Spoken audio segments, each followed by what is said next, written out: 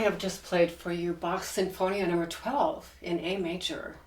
The sinfonias are also known as the three-part inventions.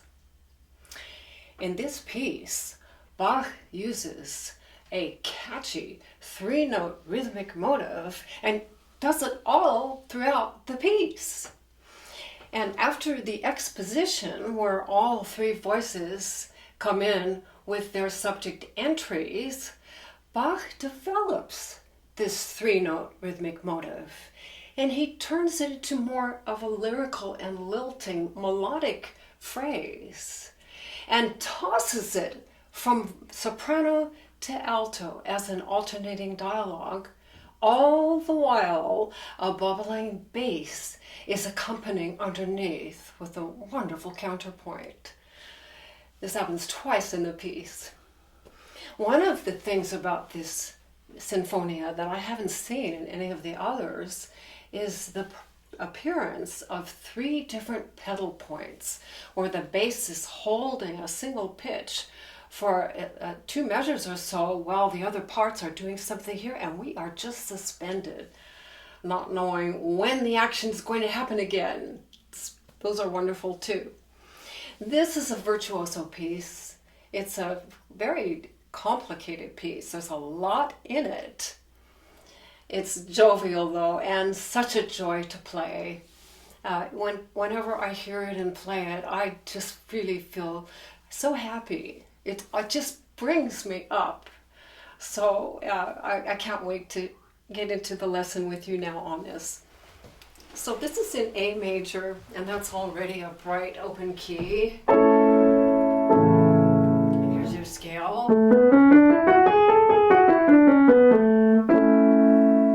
And Bach is taking, this is in 4/4 time, he's constructing the opening of the 2-measure subject around a little motive that starts on the tonic A and then goes down a half step to the G sharp, back to the A, up to the B, and right back down.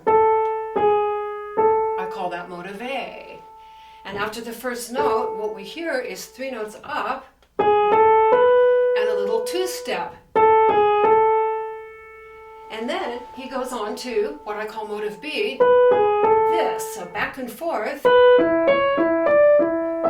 Those are broken intervals really, going up the scale with an E on the bottom. And the final part of the subject is the tail, which is the scale passage.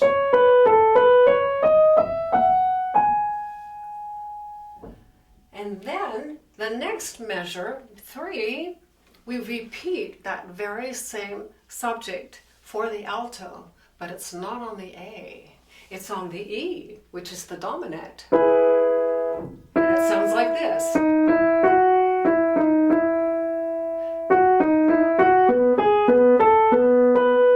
And now this is the tail of the alto, which is inverted. Instead of the soprano, which went 3 notes down and up, this is 3 notes down, up, and then down. And at this point, the next and last voice, the bass, comes in on the tonic. And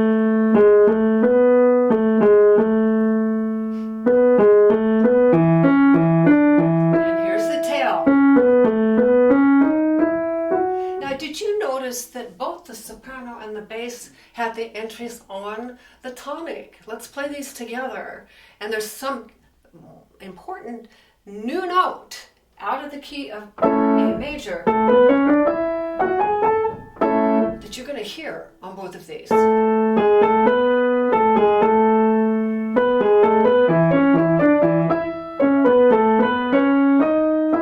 Right there, that D sharp is a clue that he is going to a new key.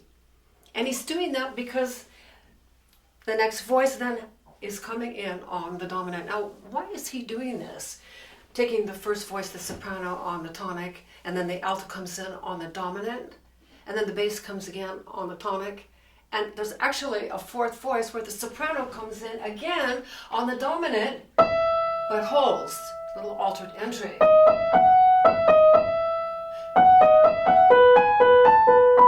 there's this inverted tail. When the subjects come on the dominant, they have the inverted tails. And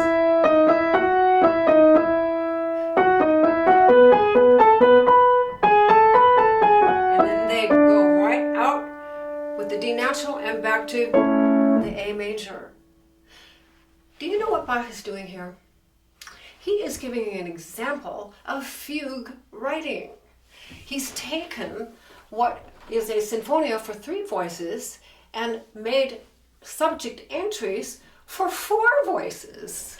And this is what happens in a 4-voice fugue, is that the first subject comes in on the tonic, the first voice comes in on the tonic, then the next voice enters on the dominant, the third voice enters on the tonic, and the fourth voice on the dominant. That's fugue writing. So he's giving a great example in this piece of how a fugue works, still using 3 voices, which is, I think, just very interesting in itself right there.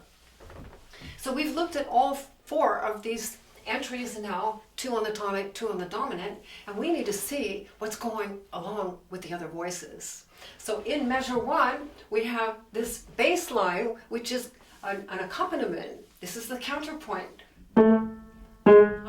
I love this.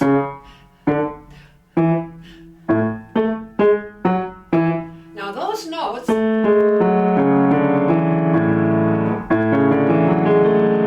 they're all the notes of the A major scale minus the B.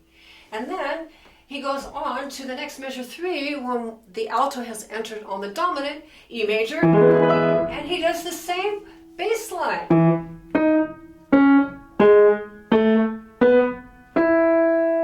And finally then in measure 5, the bass gets to enter. And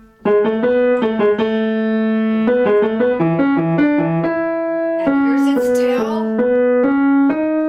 Remember the soprano's tail?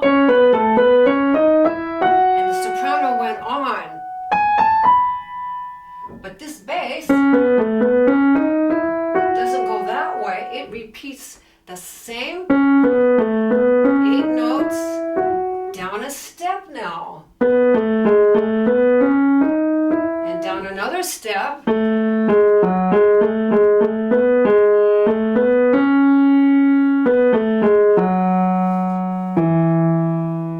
Now what that was is the first of 5 sequences in this piece, where we had a pattern, in this case of 8 notes, 1, 2, 3, 4, 5, 6, 7, 8. Then he repeats those same 8 notes, this time down a step, down another step. He could do, but he changes it here. And the whole point is to modulate.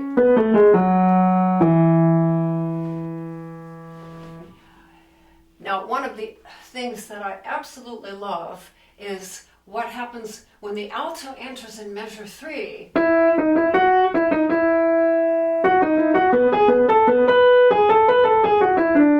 Is what the soprano is doing as counterpoint there. Let's listen to these 2 parts here. Now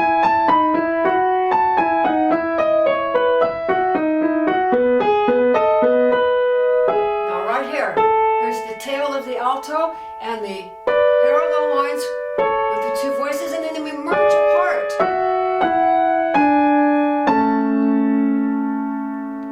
And at this point with the bass entry, the soprano does maybe my favorite measure in the piece, skipping.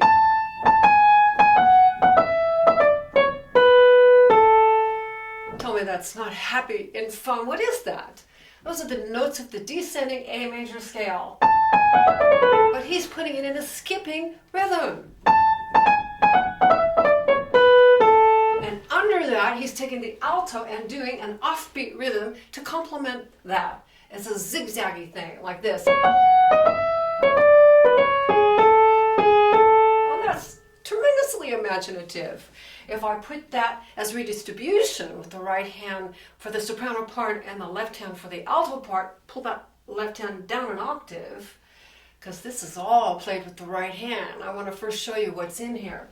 This is a great tip when you're learning the piece, to pull the parts away from each other by 1 octave and redistribute like this. Do you hear how they're leapfrogging? They're just, it's like, just imagine a dance step. Da da da da da da da da da da. It's great writing. So here it is.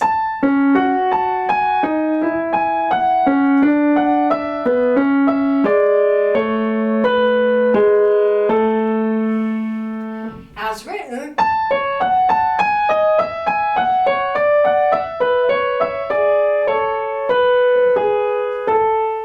Now, if you were playing the subject in the bass, wouldn't you love that for your counterpoint?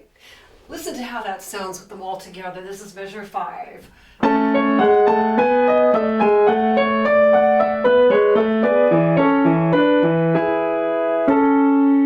now we know the bass has sequence built on the tail. What goes above it for the other voices?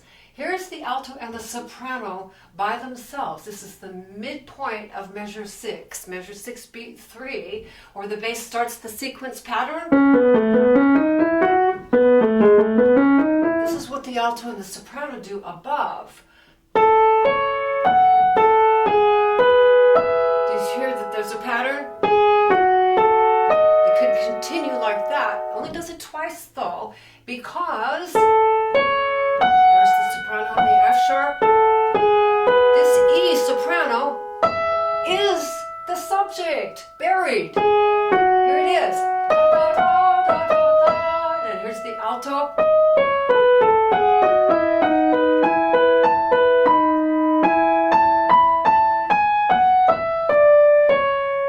And is it going to go here? We'll find out in a minute. But if I take the alto alone in that measure 6, 3rd beat, I have this. Yes. Those are like steps going the scale. And augmentation. 3, 4, 1, 2, 3, 4, 1. Isn't that great? How that comes in? That's the alto counterpoint to the soprano subject there. And the hard thing about this with the alto part is that it is not taken just with one hand like I did. It's split between the two hands. Like this. The first 4 notes with the soprano at the right hand, and then the left hand.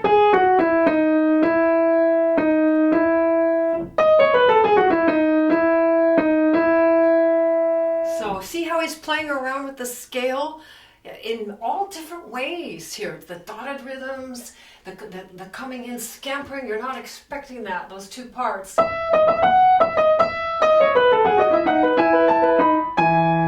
Gorgeous moment. Ooh, okay, where are we going to here? It was an abrupt change of harmony. That doesn't sound like anything we've had so far with A major and E major, and it isn't. He's now beginning the development section, and this is where that motive A gets developed and becomes more lyrical. And listen to how he changes this. If we take the alto here in this measure 9, 3rd beat, we have the rhythmic motive. And just to refresh your ears from measure 1, the soprano starts the piece. So minus that first A, 3 up and 2 step. That's what the alto does right here with our key change. Let's take this alto part alone. You're going to love this. This is a complete transformation, and it's a sequence. So you're going to hear this pattern of our motive A. Now down. Down again. And one more time. Now watch.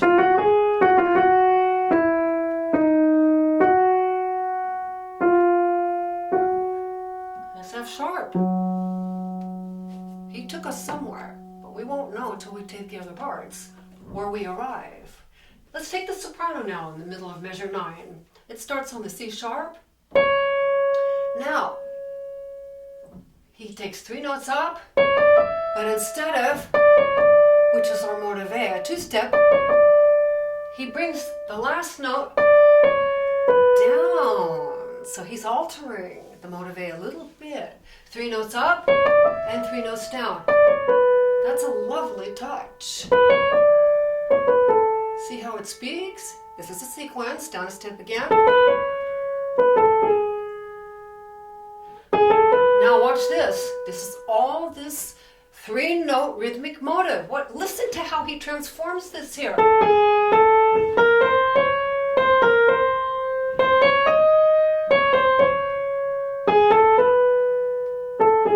That's absolutely gorgeous. When I found that in there for the soprano, I thought, oh, I can't believe he did this. This is so gorgeous. And then underneath it, the alto has parallel thirds.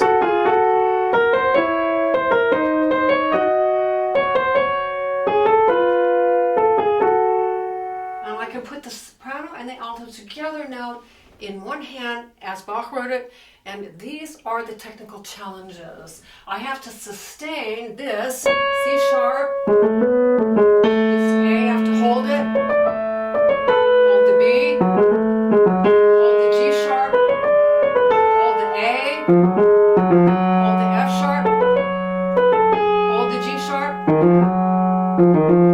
I'm demonstrating what we have to do now. As written now here's the C sharp held, hold the A of the alto, hold the 4th finger of the soprano, G sharp. Now here I substitute. I have to switch to the thumb silently without lifting the key. So I have fingers to get up for the soprano. Scooch the 4th there. Beautiful clash of harmonies there. Substitute 2 to the 1. Substitute the 2 to the 4. That's not easy at all. This is an advanced piece, but isn't that absolutely beautiful? Listen how they speak to each other.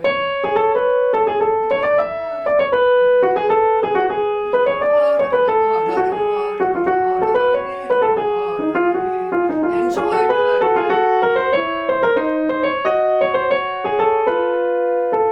You know, you can almost have the piece complete just like that. But when he puts the bass with it now, he adds this dimension which is absolutely extraordinary. He's taking actually that idea of the motive B, which we had in measure 2, and he's doing the same kind of pattern where the bottom note stayed the same. This bottom note stays the same. In fact, 8 times. Then moves down to this one 8 times. Down to this one 8 times. And this one 4 and a C sharp. Now that's not that interesting, but it's in there. Above that is much more beautiful. It's the upper notes that make this. Remember, this is a sequence, so it also is going down a step with these patterns. Down to the D sharp. Down to the C sharp. Down to the B. That's a beautiful line. You could just do and so on like that, but we have to add that other note in the left hand. And the point on this is we don't play them the same dynamic level because that sounds awful. Beginners, you'll hear them play all the same level, and it's not musical. So the note that repeats, we have to bring it down quiet, and we have to bring the moving note out more loudly, and this takes a tremendous amount of skill to do this. Remember, Bach is teaching not only musicianship, but how to be a good keyboard player, and this is going to develop you pianistically as a keyboard player or a harpsichord player. And what you have to do now, this is a lesson on technique right now, is to rotate the hand laterally like this. We do this motion naturally. If you're cold and you warm up your hands, this is a natural movement for the body. And you have to do that like this. We call it lateral movement. Right, left, right, left. I'm exaggerating. And see, now I can push into the moving notes and rock on everything.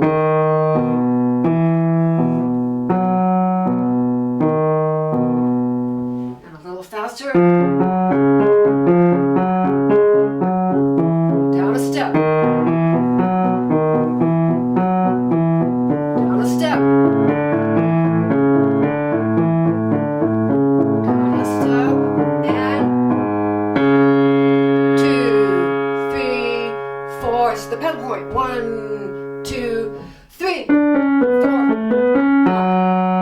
Okay, now you're getting the idea where he's taking us. And I'll just say in advance, he is taking us to F sharp minor, which is the relative minor of A major. And what do you think he's going to do when we get to that F sharp minor? He's going to give another subject entry, but which voice gets it? So now let me play the entire passage here of what I call this sequence of the bubbling bass. Remember, there are 2 of them in the piece. So here's the first one, as written, and you can practice these out of context. I did this a lot. I know how to start right here. You only have 10 minutes to practice? Go right to the system 3 here.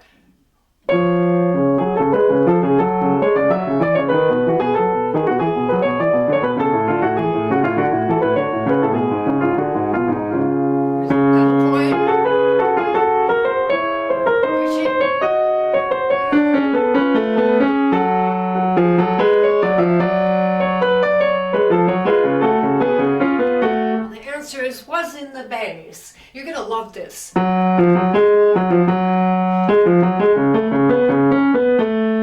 Just like the first time we had the bass, he goes right into, this is a dual function here. It's the most fascinating thing. The tail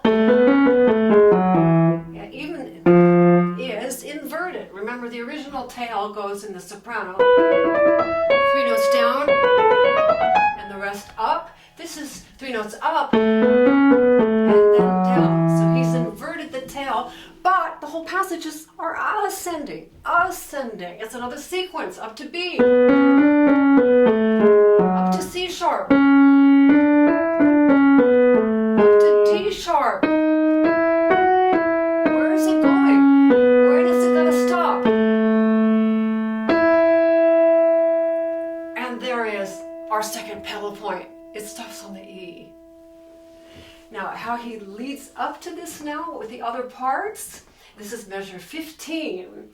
We have, for the alto and the soprano, an almost identical use of material that we had with that fabulous measure 5, my favorite measure of...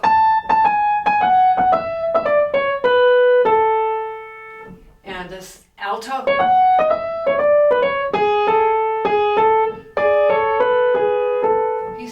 Similarly,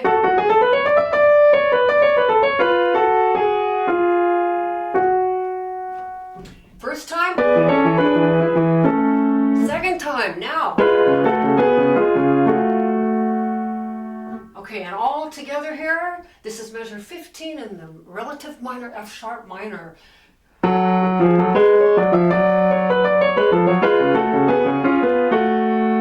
I'm going to take, this is our second sequence. The soprano alone, it's up a 4th to F sharp. Now a new interval. Ah, beautiful. It's a 6th up to G sharp. Another upward 6th up to A, and another up to B. Fabulous! We arrived in E major there.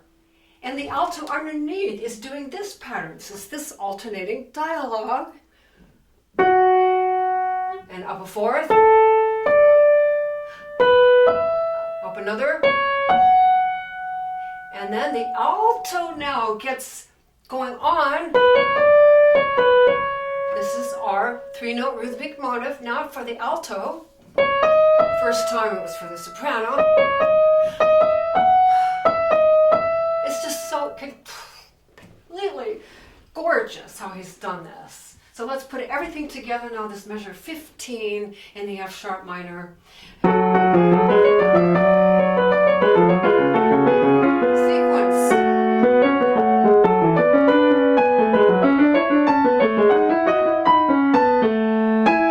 We're at the top of the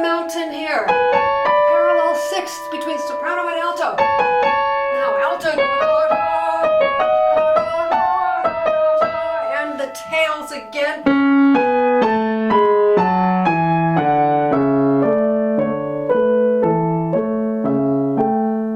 That's got to be the most ingenious modulation. How he segues in, he just slides in. Did you notice I ended on this? We did modulate to D major, but from the top of the mountain here,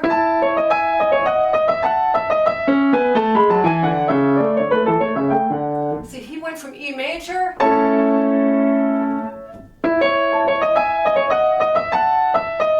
right here, getting out of E major. These are parallel tenths. That's D natural. Slowly. What key are we in?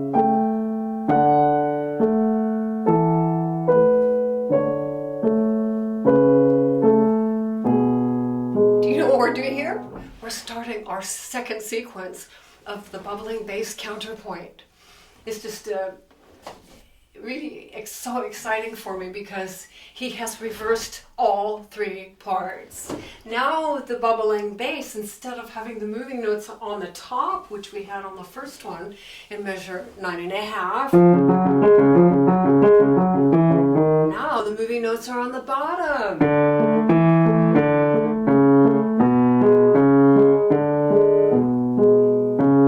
Like that. And the soprano has it in the original 3 notes up and 2 down. And where's it going? What does the alto do here? The alto note is the one that has been slightly altered. 3 notes up and 3 notes down. Arriving.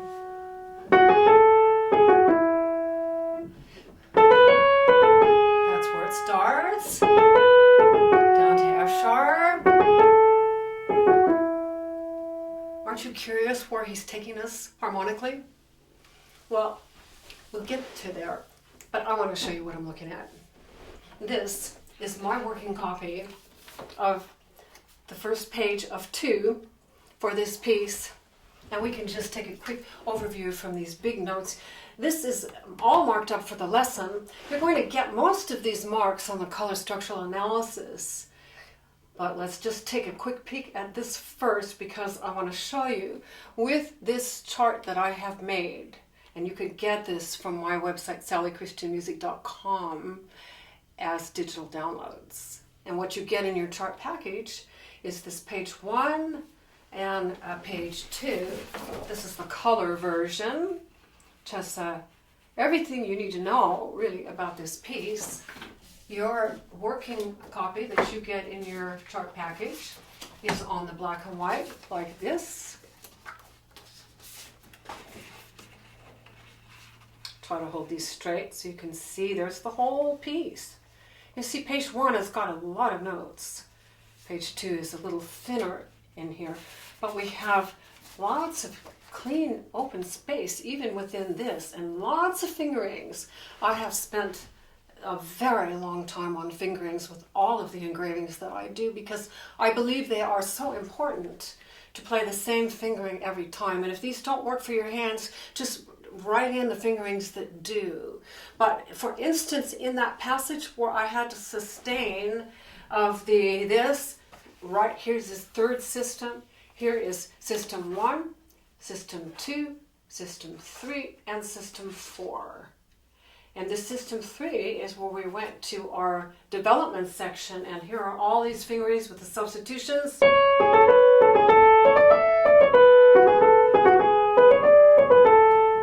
You're gonna have to get a kind of a rocking ease on this. It's going to take a long time. It kind of reminds me of ballerinas at the bar and how flexible they are, and they can do the splits and these amazing things. Well, we have to do that with the piano.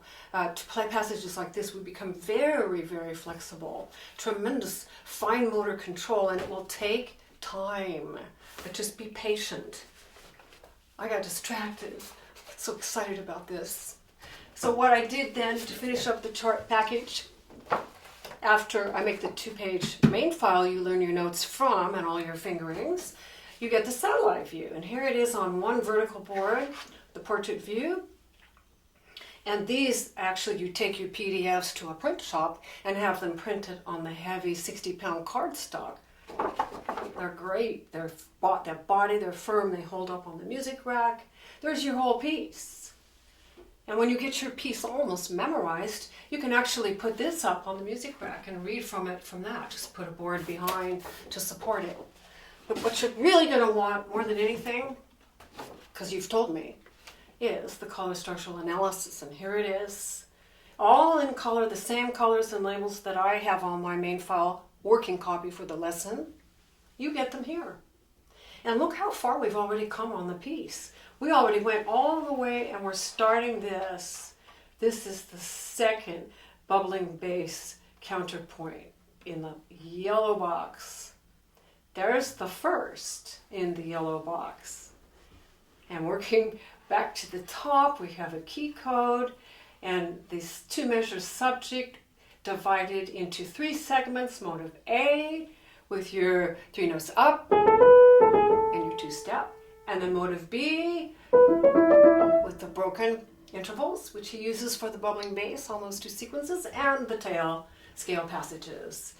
Now, here, just quickly going through this, I'm so passionate about this because this has made all the difference in the world for me. When I see this all laid out like this, I really get what he's doing. Let's take a close look here now. So here we have, for the first 2 systems, in this black bracket, that's your exposition in the tonic of A major. And here is our subject entry, 2 measures, subjects in the pink. Here's your alto entry, 2 measures in blue. Alto, tenor are synonymous. Then you have in the green your bass 2 measure entry. Now this is the cool thing, that it overlaps as this tail is functioning as the end of the full 2 measure subject in green. It is also doing double duty for the sequence of new patterns built on the tail. It's just phenomenal. And then, not only that, but the soprano sneaks in here before this sequence is even done. So this is hugely imaginative. And when you see it in here and really take it apart and go, okay, I really get what he's doing here. Open measure here, no bar line. Why did I do that? Because the new material, remember I kept saying measure 9.5, measure 9, 3rd beat? It starts mid-measure here with all of this bubbling bass and this beautiful lilting dialogue for soprano to alto and modulatory. See how it steps down? The first note of the measure for the bass, the E sharp, steps down to D sharp, down to C sharp, down to B, and up to C sharp dominant with the green line for your pedal point. All of that modulating here to system 4, relative minor, F sharp minor, and look at this. It looks so much, system 4 looks so much like system 2. You've got a 2 measure bass entry in green, 2 measure bass entry in green. You've got your orange Bach sequence material coming before the subject is finished in both places. You have your alternating voice dialogue like we had here. He liked that idea, so he did it twice, but he expanded it. And then spills out here. One last thing I want to point out here is that the ends of these measures, he's doing scale passages as a way of modulating to either the next subject entry or to a new key. So you see the power of this layout. You get to see, oh yeah, that one, the soprano went up, that one went contrary motion down. This soprano went up and down, that tail, inverted tail, and the bass answered. This, that was a bass. And then that is my very favorite one where we just ended the top of the mountain. I call this the summit, that E major pedal point. And then that, from E major, where do you think he would modulate? You wouldn't guess that he would just ease down a whole step to D major, would you? But that's exactly what he did. For the second bubbling bass sequence here, we are in the subdominant D major. Beautiful. It's absolutely wonderful. And we're going to go right back to the lesson on our page 2 here. But let's just wrap up what we're looking at right now, because it's pretty repetitive of material, not many new ideas from this point forward. This is pretty much the same as that, except everything takes turns and reverses. And we'll get into that in a second. Then we have return to the tonic A major with the bass subject in A major and a soprano subject also in A, but doesn't sound like it because of the polytonality. And then our final fifth sequence, the orange box, number 3, and that now has all of the scale passages, sequence, tail material for the first time in the soprano. Beautiful, absolutely beautiful. And then this, can't wait to get to how he ends the piece here. I think he really was deeply inspired when he wrote this piece. I really marvel at it. And it's just exhilarating. Even as hard as it is, it's exhilarating. So here we are now. I'm on my page 2, and we're going to start with, let's back up to that E at 3 measures earlier, because I want to repeat that summit, that parallel 6. Do you hear the absolute joy and purity of these parallel sixths? When Bach uses these parallel sixths, I think they're very spiritual. The harmony, the absolute perfection of the blend of those two.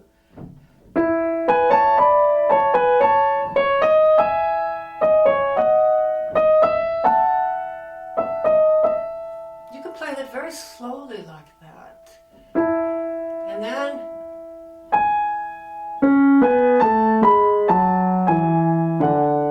see, those are those scale passages.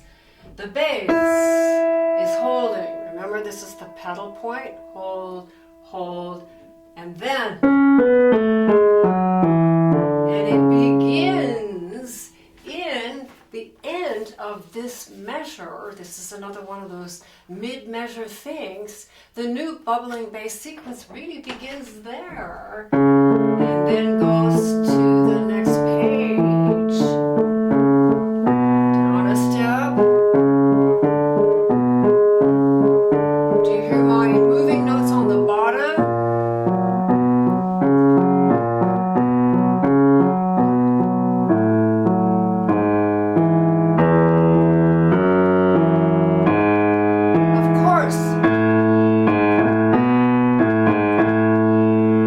Recapitulation, back to the home material, just like the bass started in measure 5, but done an octave.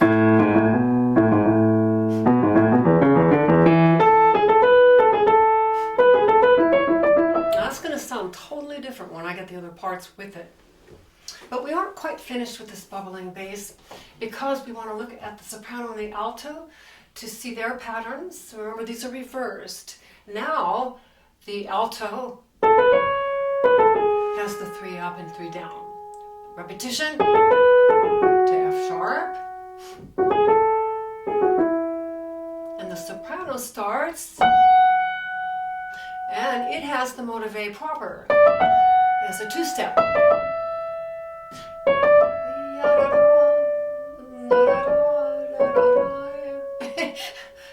This is so beautiful. Sing it.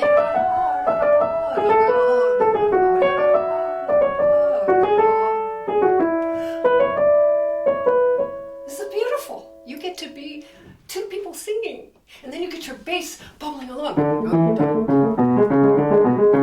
Who's not going to want to play this? Let's put it all together.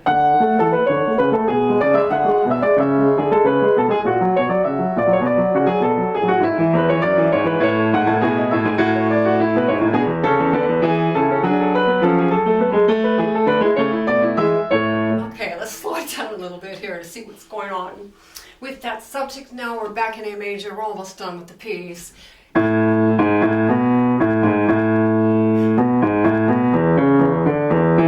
that measure 5? My favorite measure?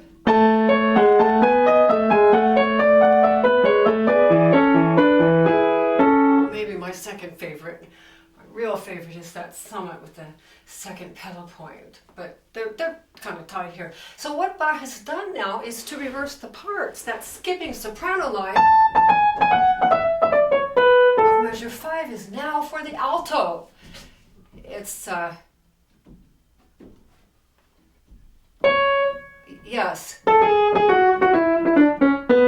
It doesn't have the full. It starts on a rest. And the soprano has the zigzag. And you can take those hands, pull them apart an octave if you need to.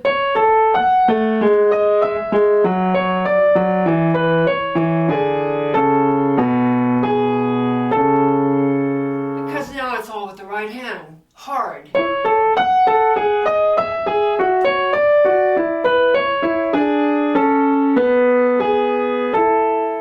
Okay, let's put those all together there, measure 24. Last bass subject. Now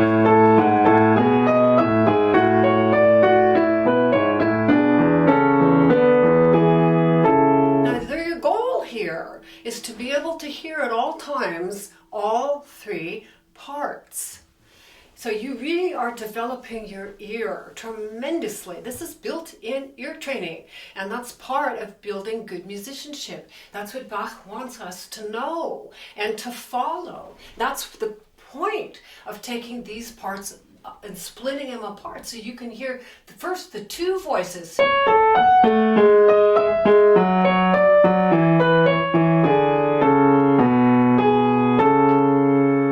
And then you could take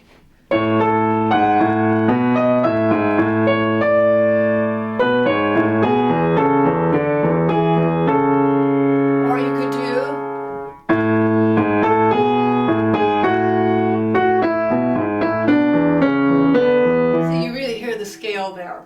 And now, can you hear that alto line?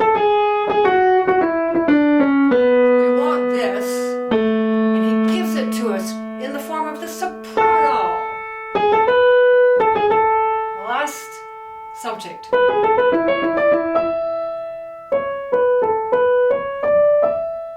There's our tail, and now the soprano gets its tail passage material in the form of a sequence, which we find here at the end of the piece. This is all descending down to A and down to G sharp. That was very beautiful there. First time the soprano got to do that material there of the tail. And now, when the soprano entered in the midpoint of measure 25, enters again on the 3rd beat, that's another thing. This is a whole nother area of the counting and how to count and know which beat these come on. Do they come on a downbeat, the 1st beat, or do they come mid-measure? And it's one of the reasons that I'm so excited about these layouts, because I not only know that this is, for instance, starting on the 3rd beat here, but I can start it with the right fingerings out of context. It shows me really how he's put this together.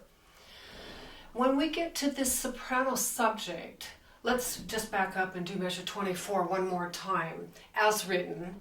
Now you can hear that alto descending, skipping lines of the scale.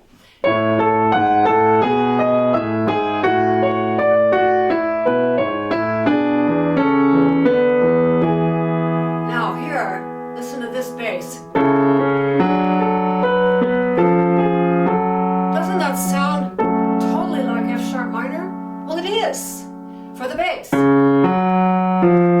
What's that doing there? Well, the soprano's doing total A major.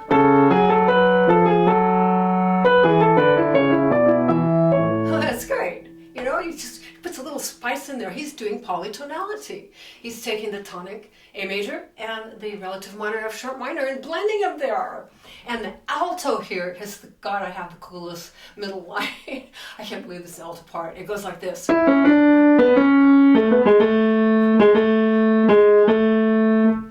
Is he having fun or what? Totally fun. You know, this is the spirit that's coming through here. He's just playing one fun game after the next. We put the hands together.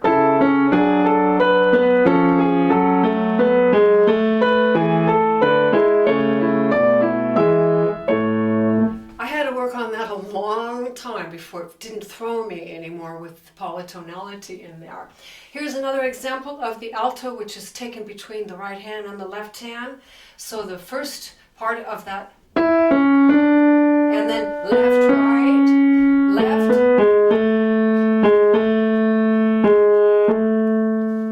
And that's one of the hard things in these sinfonias.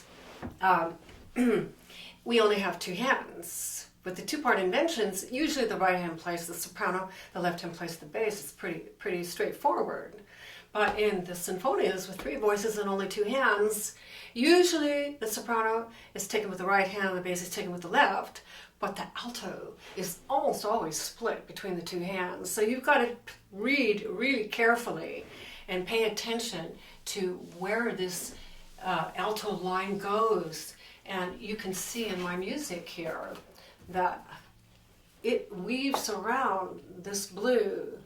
Here's all this blue highlight for the alto voice. The skipping coming down, and then here, all closer to the treble clef here, jumping down, back up to the right hand, jumping down to the bass. And the worst jumping for your eyes is coming up right now with this. This is kind of crazy. This is the part when you read music, you go, oh, you're kidding, that's not right. This note is higher than that note, right? But it isn't. This note is higher than that. It's where it is on the page. Let's take a look at this now in the music here with that last backing up. Let's do this soprano entry one more time. You can't hear this too many times. You've got to get it seeped into your ears of repetition and slow practice. Be able to start right there.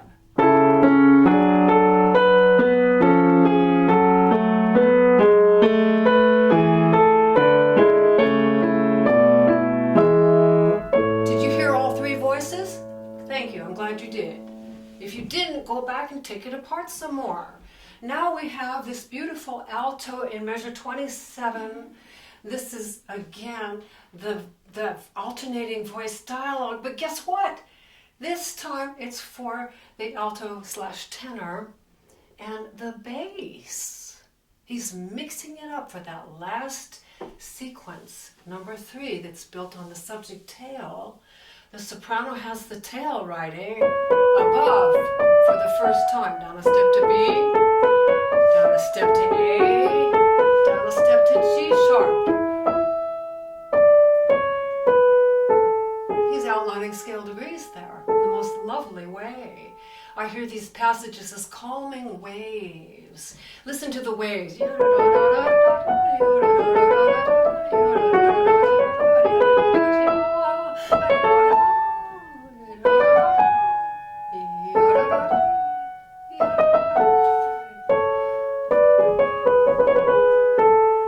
That's how the soprano ends. Now the alto here is, I'm going to just play this part. See, that's up a fourth. And then it repeats down a step. Repeats down a step. It's a sequence. The bass now is doing. Now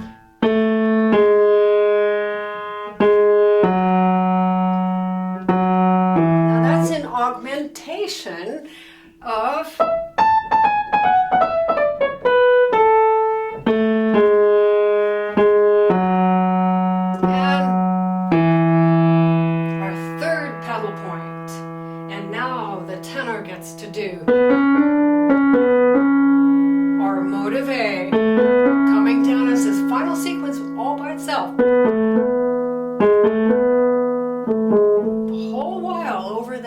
E sustained pedal point. Let's do that again. It's absolutely gorgeous. Waves. They're gorgeous. And the soprano over it. Let's back up here of measure 27. And I can start right there out of context.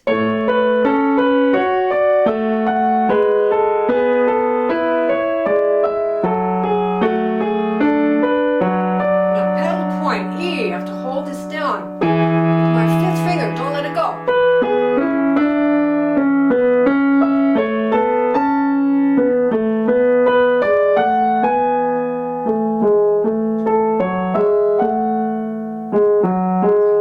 Now a surprise to the natural.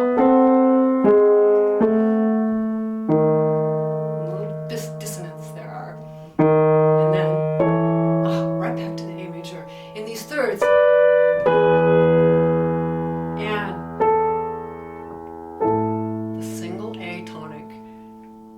octaves apart, typical ending, does that all the time. Let's take that last line again. We're saying goodbye.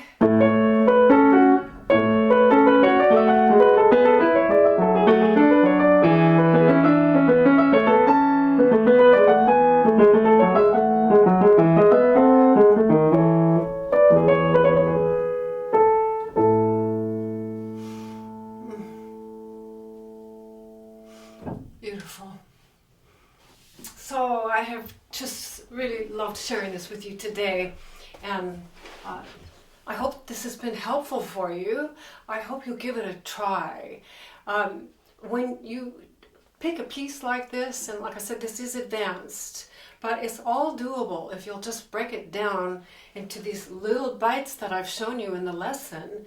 Lots of hands alone, lots of slow practice, and don't think you have to play the whole piece through every day. In fact, when I go and practice a piece, and this is after I've gotten my initial groundwork done and I've kind of learned all the notes, but I have some weak spots, some tricky places that I just can't, haven't learned yet. And I'll start my practice session with the hardest spots. And then I'll play the whole piece all the way through, and then maybe one more time with that hard spot. So I've got 3 passes at the difficult stuff, and you know where they are for you.